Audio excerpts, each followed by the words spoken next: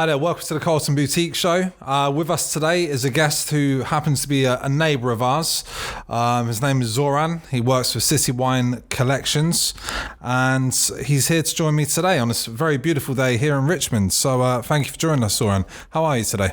All good, all good. Keep rock and rolling. That's what we do. That's what Richmond do. Is. That's rock what we do best. Yes. It makes the best music. So for you are the owner now of City Wine Collection, sole owner. Is that correct? Yes. Yes. Obviously here in Richmond, and obviously before we really get into your journey to City Wine Collections, your journey in wine began in the early to mid 1990s, didn't it? It began when I was 5. Wow. So even yes, a while before that. One of the first memories I've got is my granddad smuggling a glass of wine with a bit of water and then sugar under the table for me so my mum wouldn't see. Wow. There's mum's family is from Croatian coast, from Dalmatia. So the wine it's like in Italy, it's on the table every day. It's part of existence. Then eventually I went to university, studied viticulture, wine growing, and long story short, needed a proficiency in English for a job in genetics in viticulture back home. Came to London to get proficiency, and they blew up the country, so I got stuck here.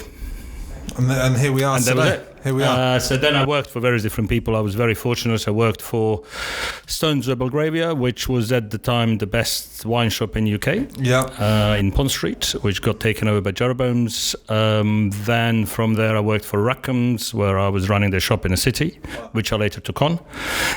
From there I went to run Robeson in Ken High Street, when it was the best wine shop in the country. Yes. And then started on my own in 95. Wow.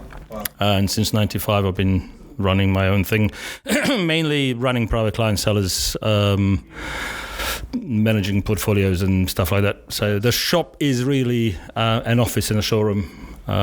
It's not your standard retail shops. It's beautiful. We don't do beers and spirits and Coca-Cola and which is cigarettes and crisps. Waters down the quality of what we do, doesn't it? Better to be good at something than average at everything. Of course, I agree. That would be the idea. Yeah, massively. And obviously, growing up, it was in Serbia you grew up, correct? I grew up in Bosnia. Bosnia, sorry. Okay, Bosnia. And half Serb, half Croat from Bosnia. Right, okay. And obviously, when people think of wine, usually Bosnia and areas like that are not often associated with wine as such. So the northern part, no, it's more fruit, spirits like eau de vie type of thing. But Herzegovina has a massive wine region. Old Yugoslavia, that was when I was growing up, and that was at the time 10th largest wine producer in the world. Wow. So we've had the wines in the south of Serbia and in Adriatic coast certainly before they even thought of it in Burgundy. Wow. Way before. Are they still making those style of wines? There's tons of wines. Well, styles have changed, but sure. There's plenty of wine over there. The problem is that for many years, the concept of production was to produce a lot of drinkable stuff. Right. Quite good for spritzer. Yeah. So when I was at university, really the basic methodology was how to produce as much juice from as little land as you can, i.e. diluting it.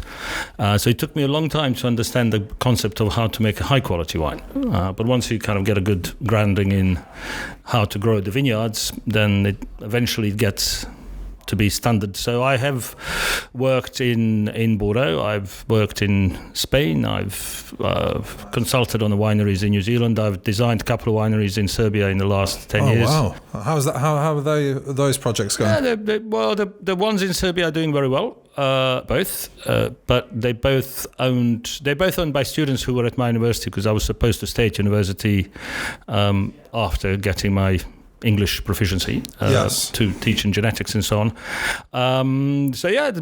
Good guys, but the market is still local people who have enough money will buy Sassicaia and Petrus. They will not buy local wines. So the local market is still dominated by reasonable quality. Quality is better than 20 years ago, but it's still not something that could be presented to the world. Certainly not at the prices that locally could be achieved. That's true. I mean, to be honest, we was at the Robert Parker's Matter of Taste, and they do this tour across Southeast Asia, America, parts of Europe, namely like Geneva and Paris, and of course London. And I believe I had 3 wineries at the last one in London. I was going to say there was one we went to in 2016 at the Sarchi Gallery, and they actually had some Serbian wine there as an example, where was, even for myself, because I had like so many different countries that I didn't even know were producing wine. That was my ignorance. But, we went and we tried it, and it was phenomenal. And even when I went to Hedonism Wines, I believe back in 2014. Yes. Robert Parker Jr. Came to London for the first time in either 20 or 25 years, and he was, there were tickets to be able to meet Parker and get like a signature of him from his new lifestyle magazine, 100 Points. And if you bought that VIP ticket, you got not only Dom Perignon when you arrived, but you got to sample 10 different 100-point wines, which included one Serbian. I believe it was a dessert wine. It was 6 years ago. But either way, I knew there was a Serbian wine there, and I wanted to lean towards it being a dessert wine. I'm not aware of Serbian wines with 100 points, but yeah, it could be. Could be. Yeah, so they're out there. Out there, that's for sure. I know, the southern part of Serbia is on a level where the climatic conditions are very similar to Burgundy, possibly slightly better. The soil and the land makeup is almost identical to Burgundy. I actually took Bernard Rappold, who now runs Remosene. He was at the time MD of Jadot, about 15 years ago now. Over there, they were looking to expand to get some land, because in Burgundy, land is it's made for Pinot Noir and Chardonnay. The problem is that again, that takes a lot of work. Market can't pay the prices, but there is a local grape variety called Prokupats, which is, I would say, somewhere between Pinot Noir and Grenache when it's well made, and that is, in my books, that is the best thing that they could do to promote what they do.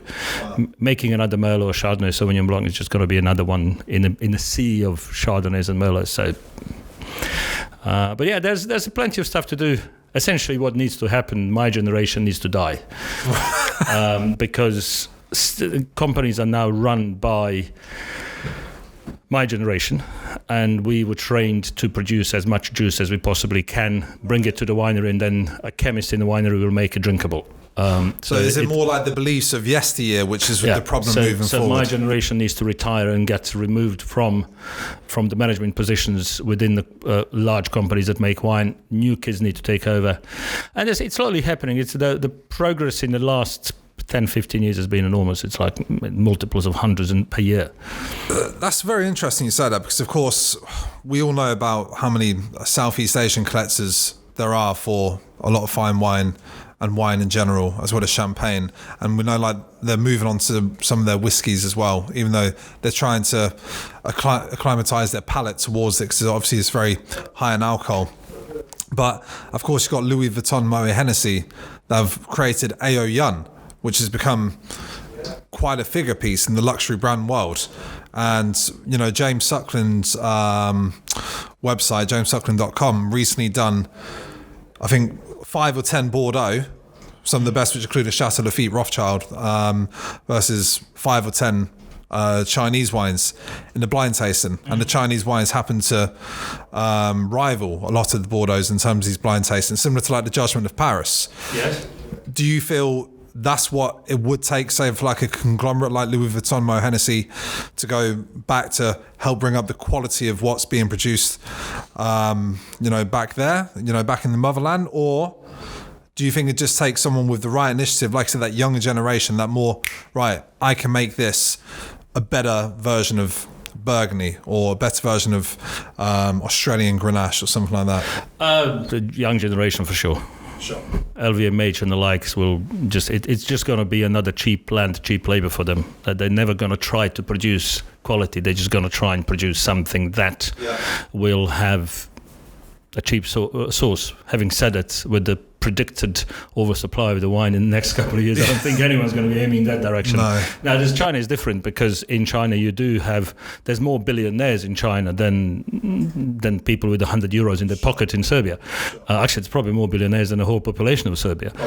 They're not going to be chasing small vineyard in Serbia summer. It doesn't have a prestige that Burgundy has. It doesn't have a prestige that Tuscany has.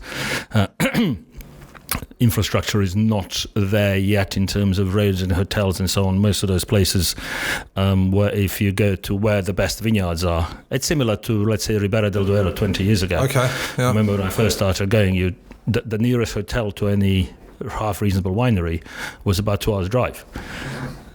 Things change and are changing, the only thing that's going to happen, and there's a couple of very good guys that are progressing very fast. There's one guy in just outside Aleksandrovac, which is a local region, who was a doctor of wine technology at University of Belgrade in Zemun, who's now left his job and moved to the family farm and started new winery. So there's going to be things coming from there, but again, the winery is currently being built. The vineyards are currently being rejigged into the high quality production, but he knows very well what he's doing. Oh, good. And I would say 5 to 10 years time, there will be some seriously good stuff coming out of there. They're not... Serbs in general are not very good at PR. They tend to be kind of very proud people. I'm half Serb, half Croat, so I know both sides of the coin there. They tend to produce what they produce. In a way, they're kind of like Burgundy from 30 years ago. Right. I remember when I started going to Burgundy first, most of the domains you go into, unless you go to Negos, which is all about selling the large volumes of the stuff, you go in and say, okay, this is what I make. That's it. You like it, you like it. You don't like it, you don't like it. Right. This is what I make. Yeah. They're not going to bend backwards and try to produce something that will sell. They produce what they produce. Right. Okay. So it will take a bit of time for someone to start discovering that and then being able to present it to journalists or whoever it may be, who will throw some light at it. But its potential is there. And I think there's going to be a lot there while I'm still able to drink. Well, that's the most important thing, for sure. Very good. And moving on, obviously City Wine Collection started in 2003. The shop was opened in 2003 under City Wine Collection, but I joined in 95 with Norman Gardner, who was my partner at the time, when I left Robeson, which was 95. And then we opened the shop. By that time, we took over 3 restaurants to manage. So we had essentially consistent need to supply and stock to come in and tastings to be done and so on. And this little place, which I used to manage for Rackham's, came up. The lease came up, so I took that. But yeah, it was 20 square meters, nothing. No. But I still had, at the time, I had about 6-7 vintages of Sassicaia on the shelf. I had 3 or 4 vintages of all the Sandrones. We had a full set of first growths, the whole lot. The one wall was just Dom Perignon and Krug. You're in the middle of a city. What else are you going to do? Of course. In those days, you could still get those things, but the main prospect, the main activity of the business is running private cellars for people, but not for the traditional Berry Brothers clients or high-end collectors. It's more for, let's say, self-made people who are quite happy to trust their own palate rather than journalist palates. Nothing to do against the journalists. They do exceptional job. Sure, but they follow more their passion than... They follow what they like. They're quite happy for someone to find it for them, to recommend it. Right. So the entire business was, if you want to abbreviate it, it will be finding a future superstars before they become anything. So I started buying Sassicaia and Tignanello in 96 vintage, so 98 by pallet. Wow. And Ornellaia from 98 vintage. Sure. And we still have some stock, original stock I still have a bit of 01 Ornellaia left. Imagine if you had the 85 Sassicaia. That would have been right place. That was before my time. But it's so that's what I try to do. For example, Ponte Canelo, which you have in the back there, yes. I started buying in 1999. Oh wow! And we started selling in 2009. And again, there was a couple of pallets a year. Wow. So yeah, Ponte Canelo it's adjacent to Chateau Mousse on Rothschild, and for me, offers such great value for money, even in today's prices, for what you'd pay. Funnily enough, the first time I bought Ponte Canelo was in 2000 when 99 was being presented. Right. I was driving out of Mouton after tasting to Pauillac tasting, right. And I saw a car driving into Ponte Canelo. Right. So I turned around and drove behind it. Just to ask a couple of questions. Sure. As it turned out, Alfred Tesseron came out, and I came out with black teeth. I'm slightly bigger than Alfred. And I said, I'm sorry, don't want to scare you, but just want to ask a question. Why is it that you have a better terroir than Mouton? Because the slope that they have is better than Mouton's. Why is it that Ponte is not producing better wines? He said, well, you need to come. So basically, dropped everything, took me in. Wow. And we had a good hour tour, just him and me in the winery. They were going screaming for wine back from the I think tasting was, because in those days they did everything together. I think it was in Becherville or something like that. Okay. I kind of took a punt on it. The wine was showing better on 99, but the energy behind him and what he showed me he is doing and what he's going to do, because he took over in 91, I think. So by then it started showing. That was the first vintage that I bought, and then actually one of the negos that I was working with didn't have a location, so I got Alfred to give him a location especially for me, so he knew the stock is for me. Wow. And then we bought until 2013, pretty much every vintage, anywhere between 70 and 100, 150 cases. Yeah, wow, that's a lot. That's a lot. Still have a fair bit of Ponte Canelo. I'm happy. With that. Of course, you should be. We've liquidated some of it, but the thing that I do, and this is the rule that sits, I only ever buy En Primeur for the Bordeaux. Yes. I don't buy anything in the secondary market. Yes. All the other stuff I buy on release through UK agents unless I can get it directly from the winery. Sure. If I ship through an agent, then like if I take pallet of Sassicaia sometimes, because I'll take a couple of pallets of Guido Alberto, then I would ship myself rather than them. So all the stock we have is, and that's one of the things that I insist on, no auctions, no second hands, no nothing like that. Everything has to be that's a sensible approach. Perfect provenance. And I think as we go forward, that aspect will be more and more important than what is on the label. So I'm quite happy with what we're holding at the moment. Without throwing numbers about, but there's depending on whether you look at it in a current market or cost, there's somewhere in between about 2.5 million under management. Wow. Okay.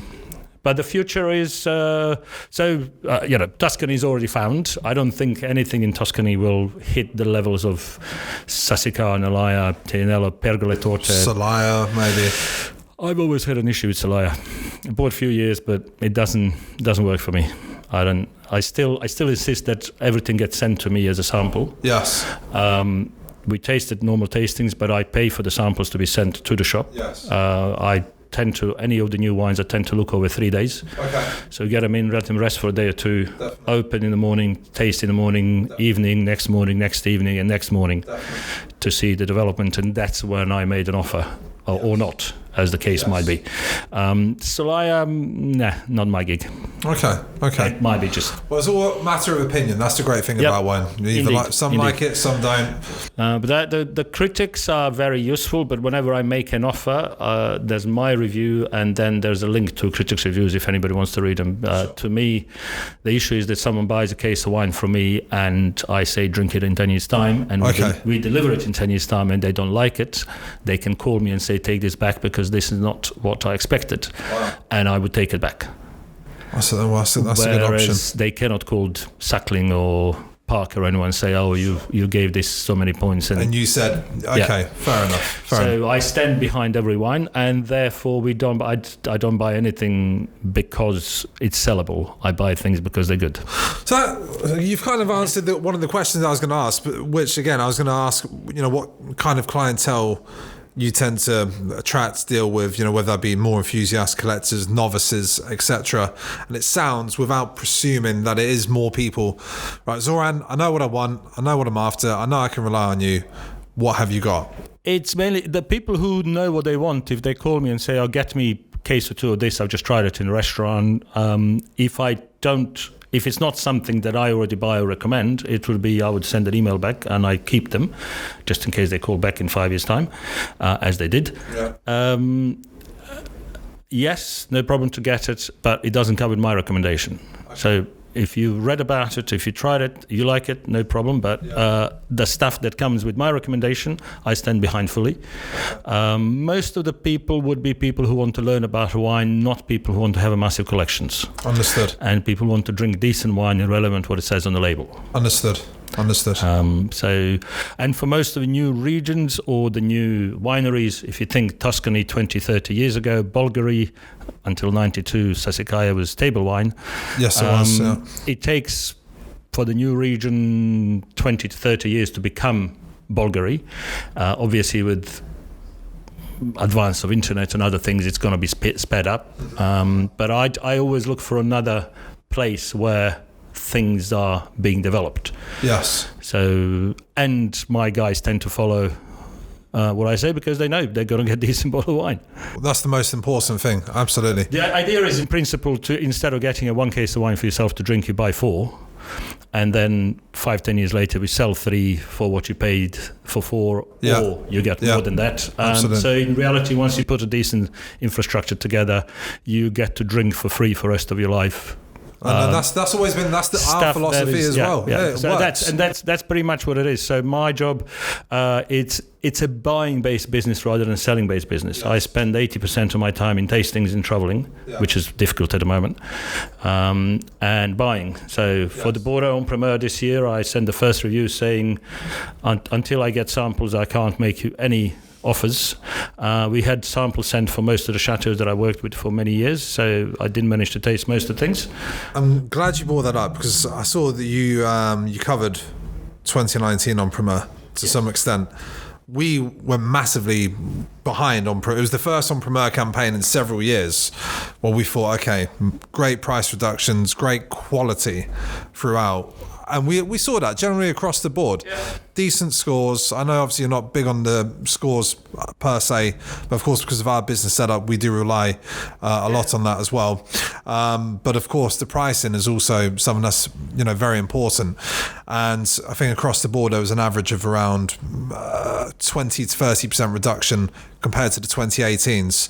And we had a successful campaign. Our clients met it with open arms. How did you find the 2019 campaign to be overall once we overcame the challenges?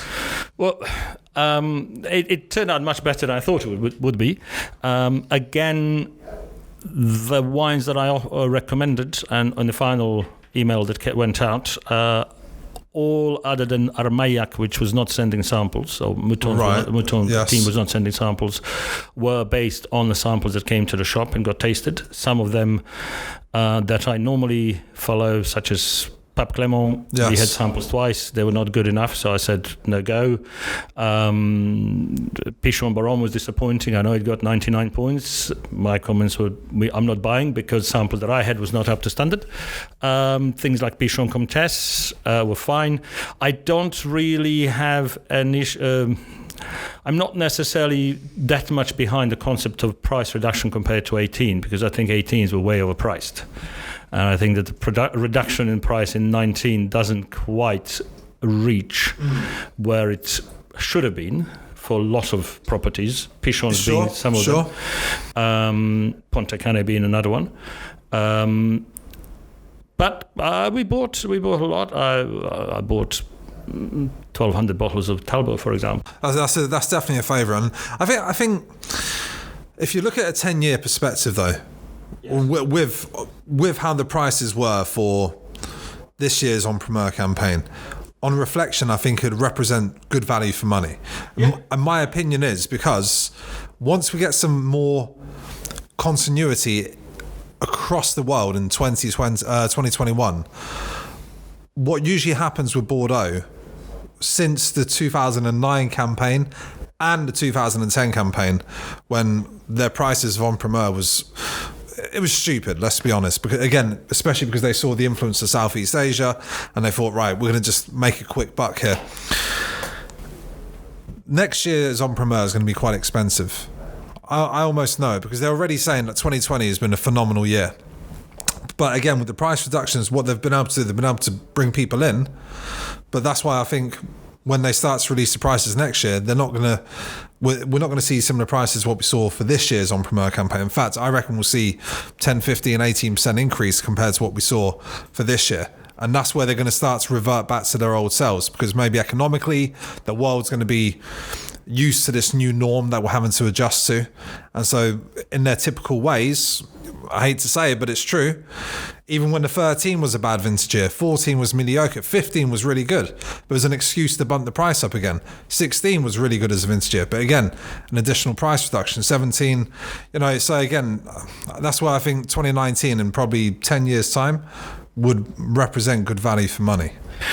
Yes, for sure.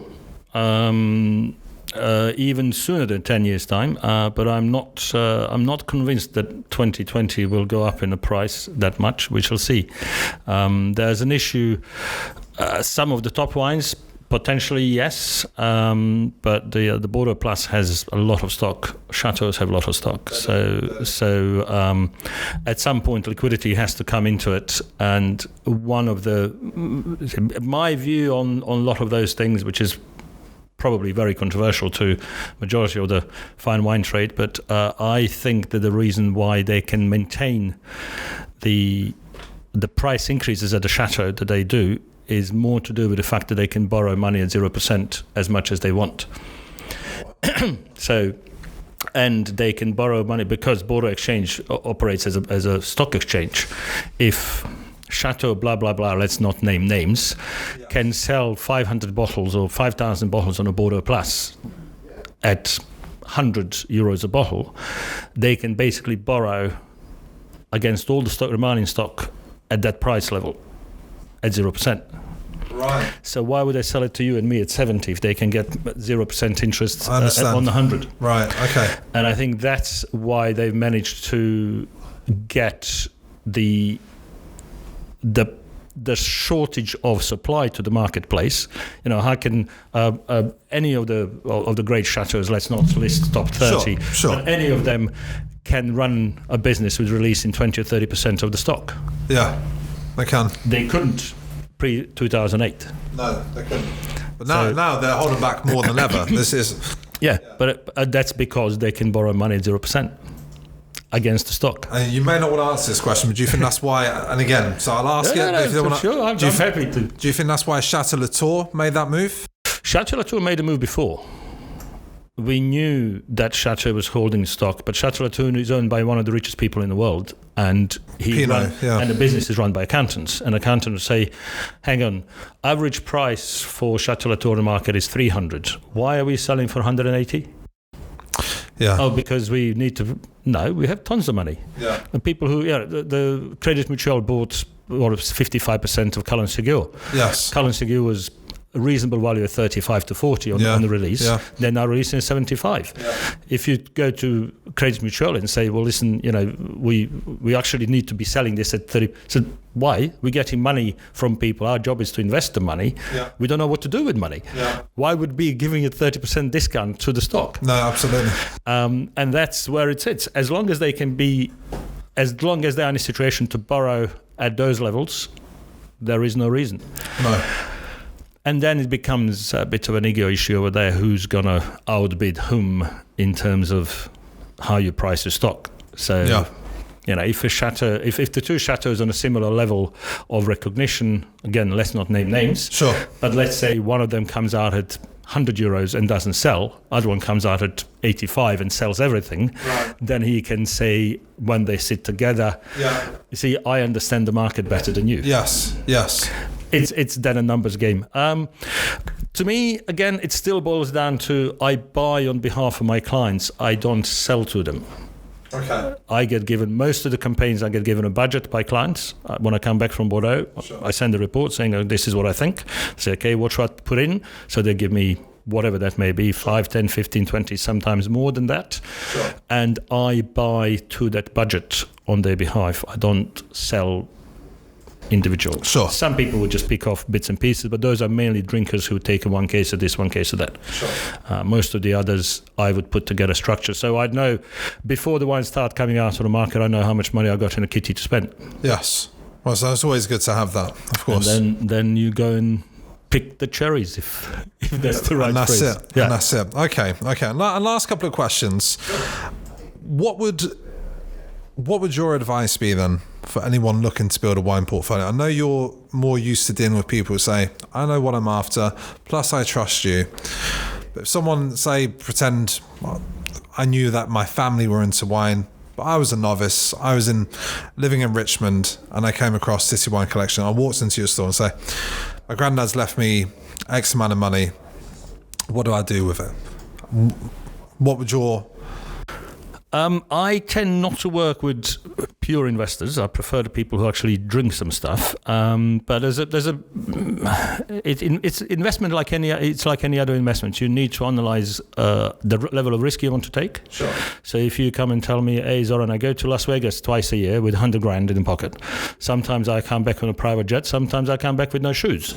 Right. I will buy you different wines than if you say all my savings are in government bonds. Yeah. Then I'll buy different wines for you. And I'll put the portfolio together based on that. Sure. Portfolio would be, as opposed to 60-40 to have most of hedge funds and most of major investment companies do, it'll be about 35-35-30. Yes. Where 35 would be your government bonds, so a Lynch Barge and the like. Yes. 30%, depending on how big the budget is, will be the superstars. So let's say if you got 100 grand, then you can fit in a 6-pack or 2 of Lafite and Latour and so on and so on. Yes. If your budget is 10 grand, then you can't, because that'll be the entire budget. Yes. And then third would go on the future superstars. Okay. So depending on how you look at your return, I'd always say to people that it's not a short-term thing, it's a long-term thing. How many years would you say? In the old days was 5 to 7. Now it's say 8 to 10. Yes, that's what agreed. Is the spread definitely? But if you look at the structures, a 2010 vintage that you mentioned, for example, and I bought a lot of 2010 because everybody wanted a 2010. Of course. And things like La Mission Aubryon have made a massive loss. Mm-hmm. But there were wines that made a growth even when they were released. So something like Fleur Cardinal in Saint-Emilion, for example, is I've traded most of what we took in at more than 10% growth per year. And we started trading it. We started trading 4 years ago. Mm-hmm. And you still, at the moment, you'll be paying up on 450, 480, and the release price was 240. It's one of the very few that moved have up. To perform, yeah. To me, for example, if you look at release price of even 2010, Chateau Talbot has been underpriced for the brand value and for the quality. Yeah. 10, 11, 12, all of them have worked very well. 9. Yes. So I don't chase the superstars, because the fact that someone sells I saw yesterday an offer on 1993 Petrus, I think. Sure. As a bargain at £11,500. 1993 was disastrously bad year. Terrible, yeah. Terrible. Why would anyone want to pay £11,500? No. So it will make a news, but no one tells you that you're probably going to lose £11,500 on it. That's true. Because no one in the right mind's going to take it. That's true. I don't buy wines that sell for thousands of pounds a bottle, because if you need to get out of that market, chances are you're going to lose a lot of money. If you look at it, for example, the wines that I look for example, where you have which would be in the third, that is the future superstars, Chateau Labégos in Margaux, which consistently, it's been bought 15, 20 years ago, completely refurbished, consistently rated in the 90s, and consistently selling for 20 or less than 20 euros a bottle. Now, you can take that storage will take certain aspect of it, yes, but it will still give you 5% after storage of growth. Yes. So do you have 50 cases of Labégos, or do you have 1 case of Lafite? That's true. But also, yeah, I mean, you're right. I mean, we've dealt with, and we do deal with some of those uber rare wines, mainly from like Pomerol, Petrus, Le Pen, L'Église Clinay, La Violette, Of course, some Domaine de la Romney Conti. And you are right. Obviously, sometimes if you're looking at wanting to sell out within like a year or two, it may be difficult. But at the same time, depending on your element to risk, we've seen clients who, after a year and a half, not even wanting to sell, they've had like a 3 to 5, 7 year window where they're up like 40%. Because if it goes right, some people are just like, I must have that trophy. It's it's a big score. It's a classic vintage year. Indeed. It's just availability. And hence, do you do it to Las Vegas or do you have government bonds? Well, I love that. Okay. So the way I would structure a portfolio would depend on what you give me. First of all, you need to tell me what level of risk you want to take. So we will assess it based on the risk level that you want to take. Obviously, how big is the budget? It's a completely different portfolio for 10 grand and for 100 grand. And how soon you expect it to need to be liquid. If you tell me I want to turn it over by Christmas, then I'm going to say this is not a right place for you. It's impossible. If you say, well, I've got lots of clients who are doing children's school fees funds. Sure. So I've got 3 kids, I'll pop 10 grand into everybody's name every year for the next 10 years. Yeah. Just get something that will have that. It's a completely different portfolio to... Definitely. No, it's true. You have to tailor-make it for everyone. 100%. But there's always a question of looking for what is the next thing where there's a value. To me, the investment is always based... If I taste something that has a value of 50 but it's being sold at 20 or 30, that's a buy. If I taste something that has a value of 50 and it's selling at 100, even if Suckling and rest of it gives it 100 points, I don't necessarily go for it. Okay, I like that philosophy though. It's good. So you need to look at next Bulgari, you need to look at the next Ponte Canelo, you need to look at the next Fleur Cardinal, you need to look at absolutely the I don't know, let's say the boat for Cullen Segura is sailed because it hit the plateau limit. Yeah.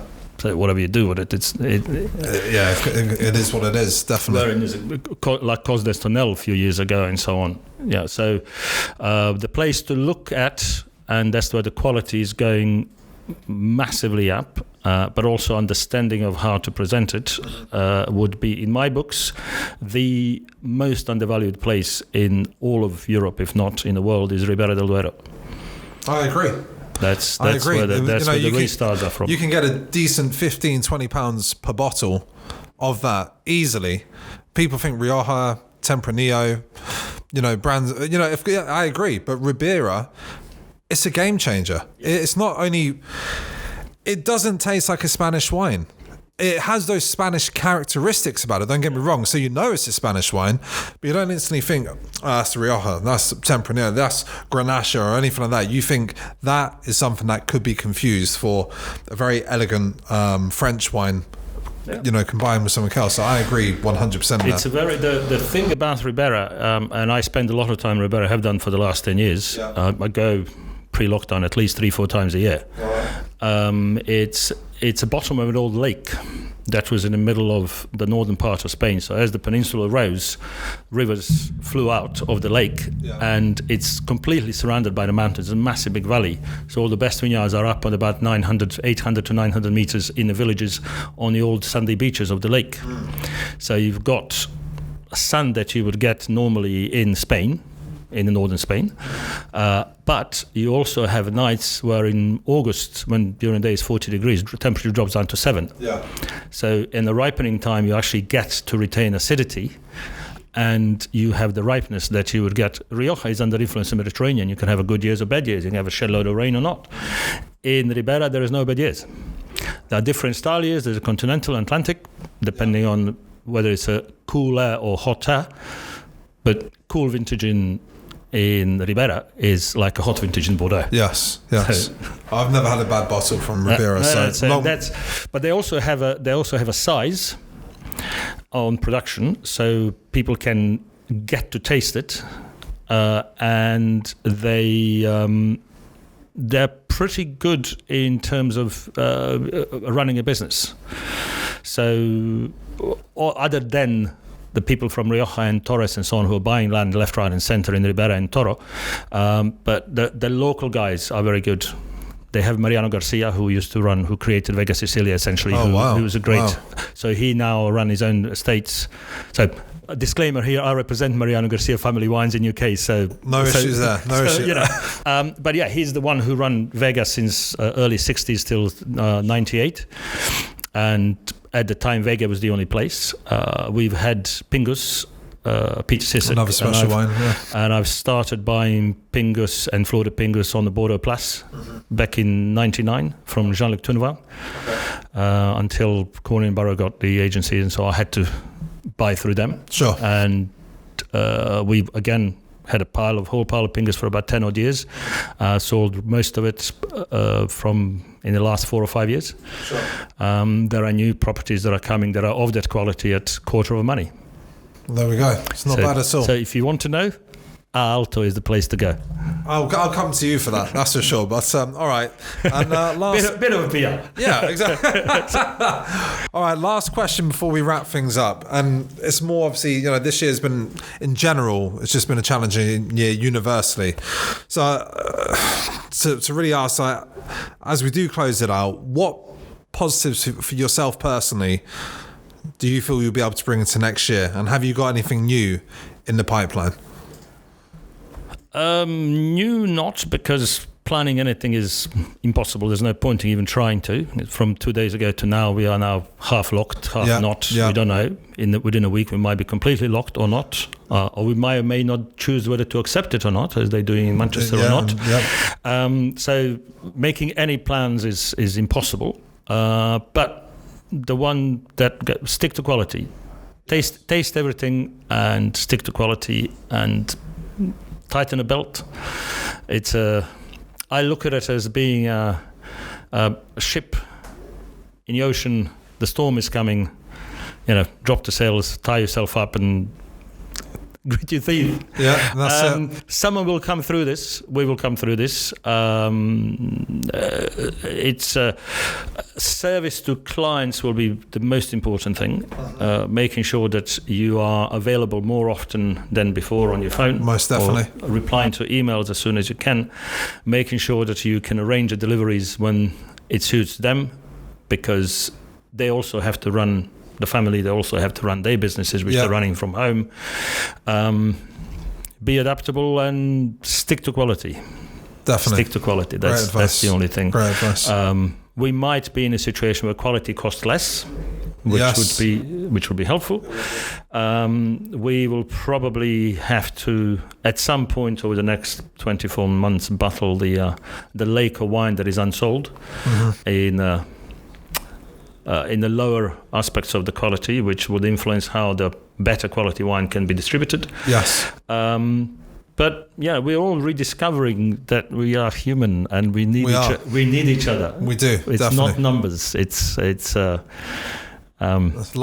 trying to bring a smile on someone's face. That's Absolutely. What makes a difference. Absolutely. Wow. That's what we're trying to do. I love that. Sounds more like a spirituality podcast than a wine podcast, but it's true. We should end on that positive, because really that's what we need. One thing is definitely taught myself, and I think others, is that smile more, try to worry less, and just make the most of everything that you can. And enjoy some great wine in the process as well. Indeed. But right, so on that note, I'm very thirsty now. So myself and Zoran are going to have a bottle or two of some very fine Ribera. But thank you for joining us once again, and look after yourselves.